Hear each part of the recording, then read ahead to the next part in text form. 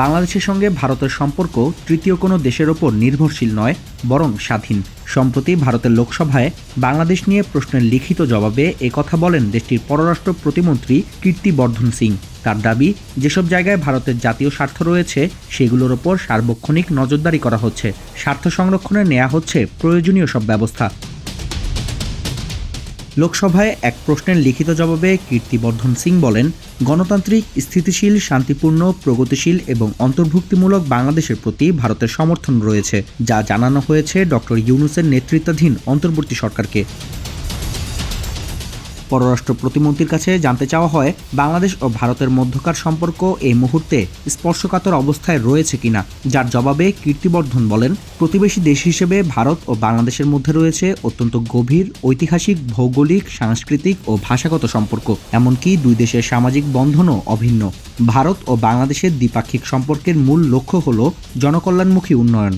বিদ্যমান প্রাতিষ্ঠানিক কাঠামোর আওতায় দুই দেশের মধ্যে অব্যাহত রয়েছে বৈঠক ও পারস্পরিক মতবিনিময়। বাংলাদেশের বর্তমান পরিস্থিতির সুযোগ পাকিস্তান নিচ্ছে, যা দীর্ঘমেয়াদে নয়াদিল্লির জন্য ক্ষতিকর হতে পারে। বিরোধী দলের রাজনীতিকদের এমন অভিযোগ নাকচ করে দেন কীর্তি। তার দাবি, বাংলাদেশের সঙ্গে ভারতের সম্পর্ক অন্য দেশগুলোর থেকে স্বাধীন। সংখ্যালঘু নির্যাতনের প্রসঙ্গে তিনি বলেন, ভারত ধারাবাহিকভাবে বাংলাদেশ সরকারের কাছে সংখ্যালঘু সম্প্রদায়ের নিরাপত্তা ও সুরক্ষার বিষয়টি সর্বোচ্চ পর্যায়ের বৈঠক সহ সকল প্রাসঙ্গিক পরিবেশে উত্থাপন করে আসছে। প্রধানমন্ত্রী নরেন্দ্র মোদী নিজে এই বিষয়টি তুলেছেন। পাশাপাশি গত বছর দ্বিপাক্ষিক বৈঠকের সময় এ নিয়ে আলোচনা করেছেন ভারতের পররাষ্ট্রমন্ত্রী।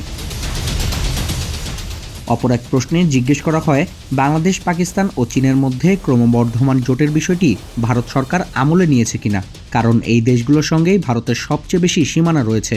যদি এটি আমলে নেওয়া হয়ে থাকে, তাহলে এ থেকে উদ্ভূত সম্ভাব্য অর্থনৈতিক ও নিরাপত্তা হুমকি সম্পর্কে সরকার কি করছে?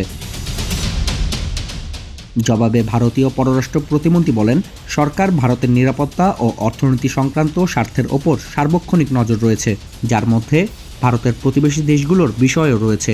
এছাড়া নিজস্ব নিরাপত্তা ও স্বার্থ রক্ষার পাশাপাশি এই অঞ্চলে শান্তি ও সমৃদ্ধি বজায় রাখতে ভারত সরকার দৃঢ়প্রতিজ্ঞ বলেও উল্লেখ করেন তিনি।